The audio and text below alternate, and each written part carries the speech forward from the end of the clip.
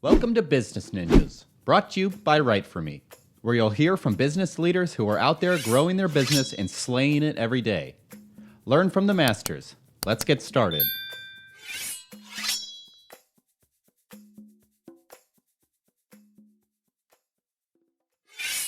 All right, well, let's dive in. Sagar, thanks for joining us here on the Business Ninjas podcast. We're excited to learn more about your company and how you're helping your customers succeed. So maybe we could start with just covering the basics, the company name, the website, where people can find you, and then where you're based. Great. Yeah, thanks for having me, Jamie. So I am one of the senior managing directors here at Atlantic Group, and our main office is in New York, but we have offices in Philly, Boston, London, Chicago. Primarily, we focus on middle and back office for accounting and finance roles for private equity firms, hedge funds. I would say that's probably 80 to 85% of our business.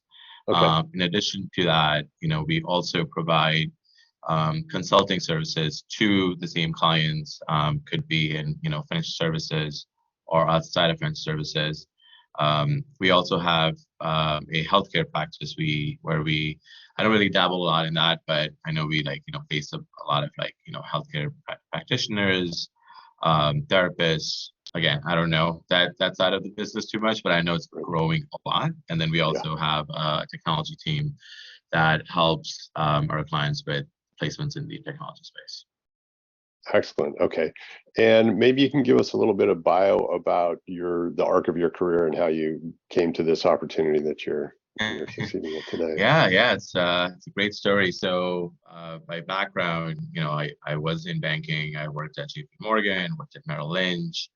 When I left my role at Merrill and I was meeting with recruiters, I realized what's important to me is culture and people. And someone talked me into being a recruiter, which was 7 years ago at this point, 7.5 years ago. My first job was at a pretty large publicly traded recruiting firm, and I gave it a shot. I thought I was bad at recruiting, but I think I just needed good training, and I ended up meeting the folks here at Atlantic Group, and the rest is history. So as a rookie recruiter back in 2017, and kind of grew among the ranks, and now manage a team of about 7 or 8 staff. Wow, Yeah. Fantastic.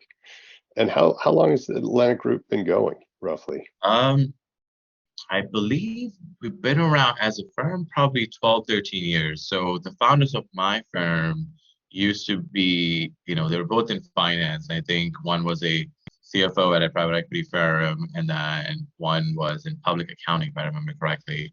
And they used to both work at a recruiting firm. And, one day they were like, oh, let's start our own firm.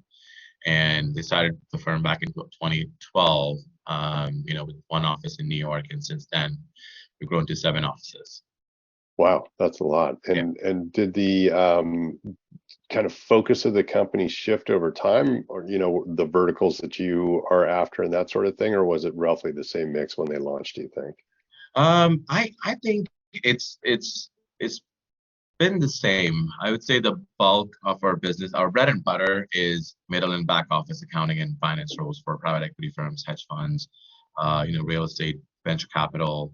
And because we have these relationships with our clients, it's like a one-stop shop for them. So if they needed a chief compliance officer, they come to us. If they needed a head of valuations, they come to us. They needed a general counsel, they can come to us, because we have a great network of people who work here, and the leadership at our firm probably have a collective experience of over 100 years. And that's why we have those relationships, and that's why clients keep coming back to us, because a lot of people think recruiting is a sales business. It's not. It's a relationship building business. Right. Yeah, I would imagine so. And on that front, I'm wondering what the relationships were like with your clients during the COVID era. So it seems like you were right at the inflection point of all these changing government and company policies, staffing people up and down, et cetera, during a challenging time. So what was that like? How did you help everybody navigate through that? It was kind of scary, not gonna lie. I had just moved to a new apartment. My rent had gone up. I'm like, oh my God, am I gonna lose my job? But COVID is probably one of my best years, and not just me, for a few of us. It took some time to, get the client comfortable in scheduling Zoom interviews instead of in person. And I think it took probably 2, 3 months where it was slow. We were trying to figure out and navigate like how we're going to do interviews, how we're going to do onboarding, and not just the clients. Someone, a candidate who's a good candidate, would be pretty hesitant to make a move during the pandemic where they haven't met anybody in person. They will start remotely. And I still am in touch with some of the folks that I placed in that peak COVID time in 2020, and they're still at my clients that I placed them at, and they're very happy. So That's great. yeah, I definitely needed some coaching on both ends. Talking to the candidates, talking to the clients, and it's been going pretty well. Wow. And then has the reality that you had to go through and just in terms of the mechanics of, online interviews and that sort of thing, has that stayed in place now? Or are people doing more of a hybrid push, or what's the mix that you see now compared to what it was in, mid to late 2020? So most firms these days are either on a 3-2 schedule or a 4-1. Okay. They'll be in the office Monday, like Tuesday through Thursday, and work remote Monday and Friday, or 4-1. But sometimes firms have to, kind of set that firm policy, but managers usually have discretion. It's like, hey, you know what, you can come 2 days instead of 3.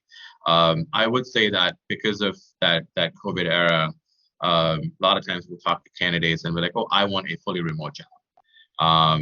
So those are some of the candidates and clients, like, where we have trouble finding the right talent for those clients, where it's like, hey, these folks are expecting fully remote because everyone's been at home for the last 2 years, and asking them to come to the office 2 days a week, for some people seems like a big ask, but for a lot of folks that we're talking, it's like, you know what, I actually want to go to the office. I don't want a job that's remote. Right. And it seems also that a lot of the industries that you're working in have, they're heavily regulated industries, and probably just the work from home mechanics of being able to make sure that the security side of the house is happy and all of that has got to be a heavy lift, I would assume. So is that expanded sort of the talent pool that you can pull from now, or if everybody's kind of sorted through those growing pain issues of going with remote people, are you still looking for people that are mostly close to where the company is, or do you have a talent pool of people that are kind of global nomads at this point? So depending on the nature of the firm and what they're looking for, if it's a consulting firm, that's trying to outsource to different clients of theirs, those folks have more flexibility on, like, hey, we can have this person sit anywhere as their home office, and they can travel to clients as needed. Like I said, majority of our clients are in the private equity space. So even if they are in the office 2 days a week versus 5, they would want this person to be in New York. Expecting someone to, let's say, commute from Philly to New York 2 days a week might sound okay in the short term, but we're talking about long term, and the clients don't want to take any risks, because when they do hire someone, number one, they pay us a fee, and also it's an investment that they have to make in that particular candidate as a Right. talent. So they're very, very on edge if there's relocation, or someone says like, hey, I live here now, but I'm happy to commute 2 days a week, 3 hours each way. Right. Yeah.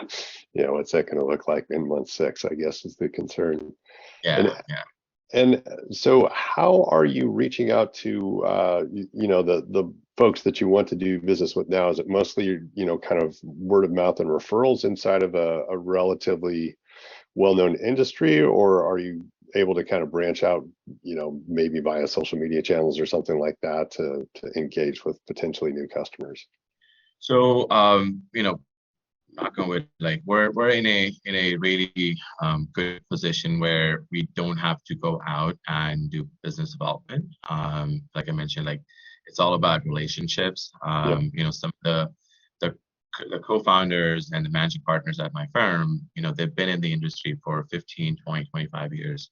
So it's about who you know. And like that's what I learned from them when I joined the firm, 6 years ago. And 6 years later, I get calls from clients like, "Hey, I need a CFO. You know, we haven't spoken in 2 years, but I thought of you." So it's all relationships, and we don't really have to go out and do business development too much. It's all just word of mouth, who you know. That's great. Right Yeah. on. Yeah, that's where those relationships really pay off over the long haul. All Yeah. right. Well, thanks so much for coming on the podcast. It sounds like you're not only have weathered what was a storm for a lot of people, but kind of thrived through it and are now on an upward trajectory again. So that's awesome. Congrats on that. Yeah. And it's Yeah. going to be fun to watch you guys continue to succeed in 2023. Of course. Thanks for having me. Well, it's great chatting with you.